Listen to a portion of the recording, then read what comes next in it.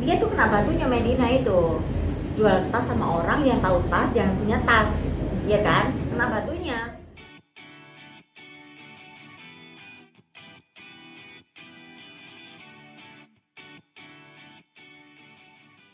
Itu kan Medina yang di Surabaya kan sudah di pelimpahan kan awal sebelum saya pergi ke Amerika, karena itu memang sudah dilimpah. Dan kemarin tanggal 2 ya, tanggal 2 atau tanggal berapa sih? Enggak 30 ya? Tanggal 30 ada sidang perdana. Tapi kan ya, waktu itu kan saya masih di Amerika gitu kan. Lagian sidangnya masih online, jadi saya nggak bisa datang. Dan ini tanggal 8 juga akan ada sidang lagi, tapi kelihatannya masih online sih gitu. Tapi ya saya nggak datang. Saya mintanya datangnya waktu saya harus datang aja sih, sekali aja cukup. Tapi ada rencana untuk offline nggak sih, Mbak? Ada, nanti mungkin didatangkan. Karena ini kan kalau misalnya sebenarnya kemarin itu Medina harus didatangkan ke Surabaya untuk menjalani sidang. Karena kan sidang ini sampai 2 bulan kan. Nah, kenapa kok Medina ternyata sekali aja ke Surabaya terus dibalikin lagi? Karena kan Medina ini kan kasusnya yang di Jakarta sudah naik semua, ada beberapa yang sudah naik.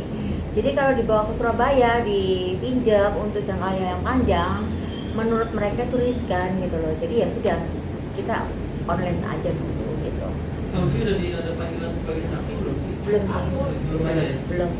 Kan saya baru pulang, nanti coba saya urus. Karena kan saya di Surabaya nggak pakai lawyer, Bravo.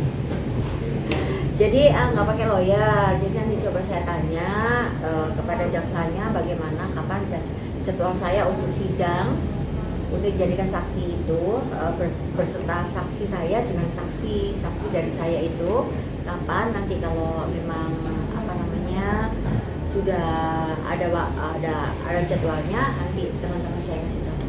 Upaya mediasi masih coba ditempuh setiap Medina nggak sih? Kalau Gobal Belum ada. Masih ada teleponin nggak sih?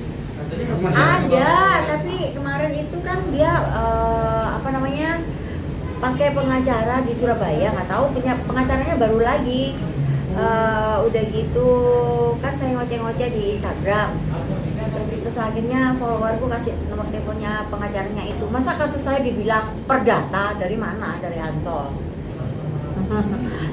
Udah jelas-jelas kan. Pengacara itu bilang beralasan bahwa itu utang piutang katanya. Ya itu terserah dia kan, makanya saya telepon dia langsung kan. Pak Ade, kalau misalnya nerima klien, ya kan dibaca dulu, ya dipahami dulu, jangan asal ngomong. Iya, nanti itu yang Polrestabes, ya kan, penyidiknya nangis semua itu kalau kayak gitu caranya. Iya kan? Utang dari mana? Enak aja ada perdatanya. Ini perlindungan konsumen dan penipuan. Ingat, 6 tahun yang perlindungan konsumen. Tapi sempat nanya ke pihak kejaksaan sih nggak sih, kok nggak ditahan di Surabaya? Apa? Sempat nanya ke pihak kejaksaan nggak sih, kenapa nggak ditahan di Surabaya? Karena kan ancaman hukumannya 6 tahun.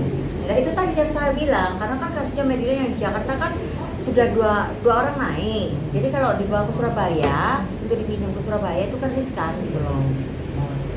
Jadi si Pak Ade itu nggak gagal fokus. Jadi makanya dia bilang perdata. Biarin aja, nanti biar kayak si botak itu, nanti lah pergi sendiri.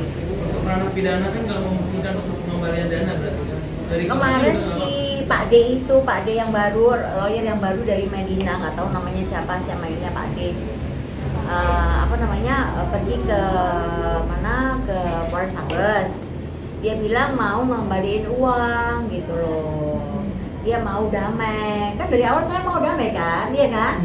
Balikin uang ke saya, balikin nama baik saya. Nama baik saya nih, nama baik yang dia katanya berpuluh-puluh kali transaksi sama saya itu loh. Buktiin di mana? Orang sekali kena tipu kok. Sekali kena tipu. Mana ada orang berkali-kali mau ditipu berkali-kali, kan nggak ada juga. Dia tuh kena batunya Medina itu, jual tas sama orang yang tahu tas jangan punya tas, ya kan? Kena batunya. Dan kalau saya ditipu uang sekian, nggak ada masalah sebenarnya. Tapi jangan menghina-hina saya. Saya punya harga diri loh. Ya makanya itu saya kejar terus sampai kena. Oke, yang respon Pak D itu gimana, Mbak? Responnya Pak D katanya dia mau damai. Tapi kan saya tetap ngomong, Pak D kan duitnya dong. Dia mau Kalau nggak ada ngomongin. duit nggak usah ngomong. Terus penyidiknya bilang gini, Bu, dibayar separuh bagaimana? Nggak mau. Nggak ada uang ya nggak usah, terus aja. Kayak gitu aja ya. Tapi Tapi- tetap maunya full, Mbak ya? Ya maunya full, kalau kan bayarnya full pada waktu itu hari gitu kan. Berapa Full. sih Kak Rinci kemarin fullnya itu? 1,3. 1,3 miliar. Iya. Bukan uangnya sebenarnya. Karena mulutnya dia itu loh. Tahu kan mulutnya kayak gitu kan? Mau aku tunjukin ini.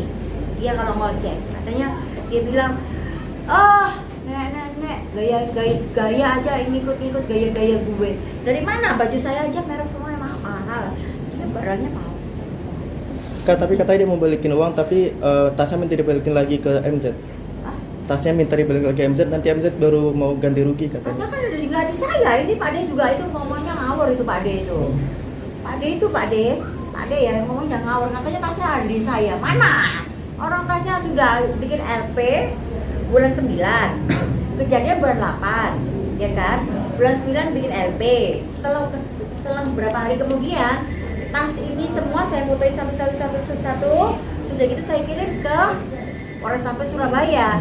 Dia mau nagih ke saya, dan tanya aja ke polisi, sekarang barangnya ada di kejaksaan, ambil aja. Berarti sebagai barang bukti ya kaucinya semua barang-barang itu ya? Bukan, awalnya kan saya disomasi tuh, suruh buktiin. Saya sendiri juga nggak mau dong mengklaim barang dia palsu, karena belum ada bukti dari Hermes. Ya kan, saya cuma dari awal mengatakan bahwa barang ini tidak sama dengan barang-barang saya. Iya kan? Itu saya dilaporin dia loh di Surabaya. Saya di PAP 5 jam. Terus udah gitu, karena saya disomasi sama dia, mau nggak mau bikin laporan polisi dong. Nggak mungkin dong saya ngecek tas itu sendiri ke Hermes. Pada waktu itu kan COVID lagi tinggi-tingginya. Saya bikin laporan ke Hermes, akhirnya ditindaklanjuti sama kepolisian, barang bukti saya kasihkan ke dia, lalu dari kepolisian menuju ke Hermes, tas ini dicek ke Hermes, hasilnya tas itu 9 palsu.